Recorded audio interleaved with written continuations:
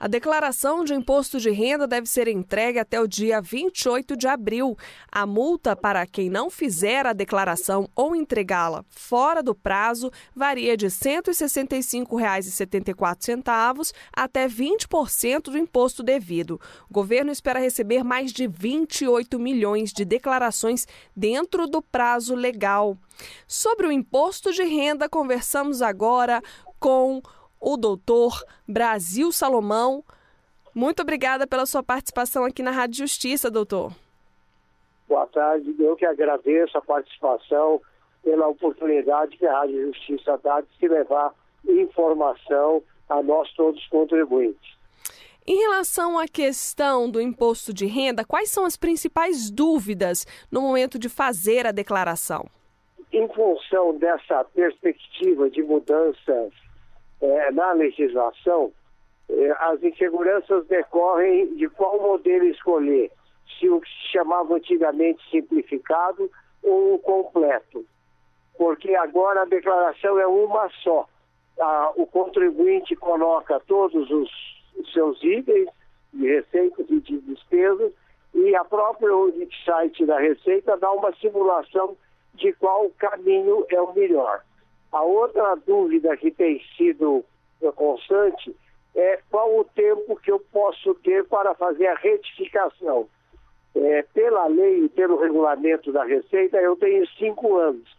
Mas a partir desse ano de 2016, que será declarado agora em 2017, é preciso prestar atenção em uma mudança. Porque antes, quando eu retificava, aumentando em função dessa retificação o valor do imposto a recolher, o meu prazo para recolher constava a partir da retificação. Agora é diferente. Se eu pedir a retificação, eu não mudo o prazo. Mesmo que eu faça daqui 1, 2, 3 anos, ela vai retroagir para a época, por exemplo, nesse ano, seria no dia 28 de abril, e então, evidentemente, haverá multa se tiver imposto a recolher. Ou a multa mínima se não tiver mais imposto a recolher. Então, são as alterações.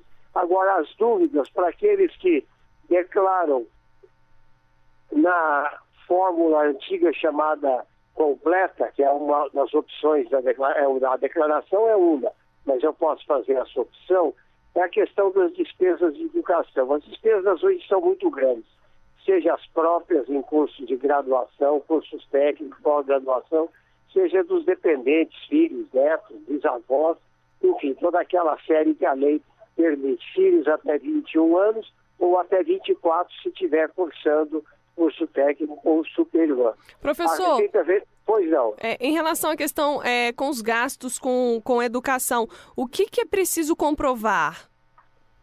Olha, tem que ter um comprovante. O problema não é bem o comprovante, mas o comprovante é se for escola privada, que a escola seja reconhecida, que tenha o seu CNPJ e que ela emita um documento em nível de recibo, seja nota fiscal, seja o documento exigido por cada município para as escolas.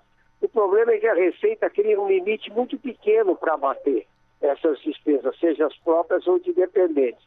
Mas a Justiça Federal, somente aqui no estado de São Paulo, vem reconhecendo o direito de eu reconhecer toda a despesa desde que eu possa comprovar, seja de pré-primário, pré-escola, graduação, ensino médio, técnico, universitário. Hoje parece que a mensalidade de uma faculdade de medicina particular é 6 mil, 8 mil reais por mês.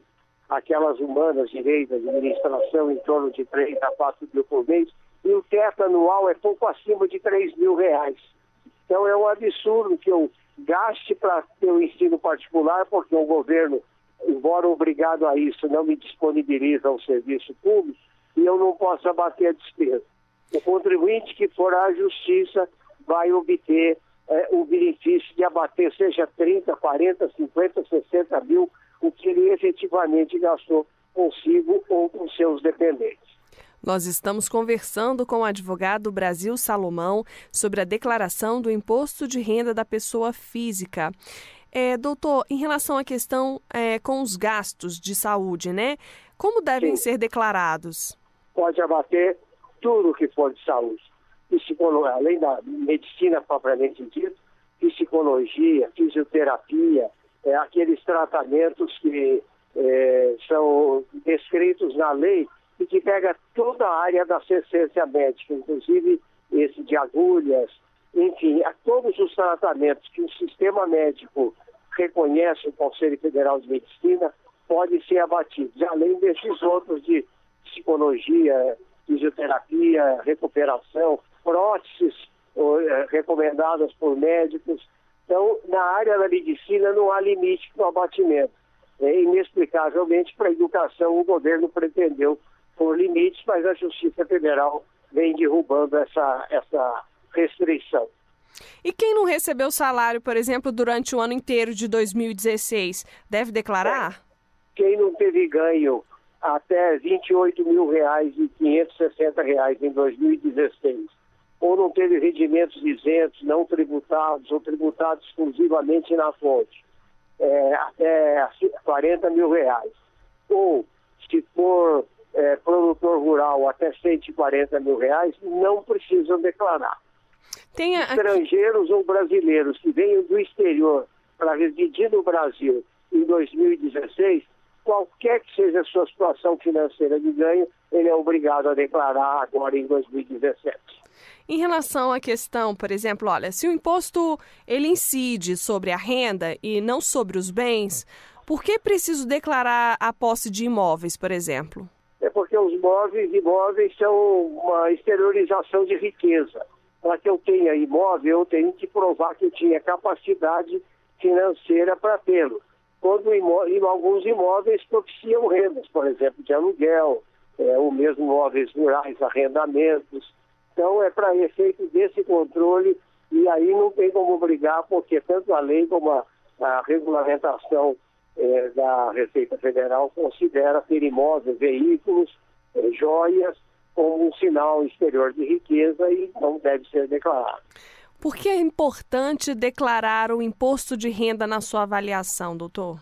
Bom, é importante porque para muitos atos da nossa vida civil, familiar, profissional, eu tenho que estar em dia com a Receita. Eu tenho que ter um CPF, o número de inscrição na Receita Federal, e tenho que, não raro, em alguns casos, ter que ter uma certidão expedida pelo fisco a custo zero, e é rápido, pode ser pelo computador, e que eu estou com a situação regular.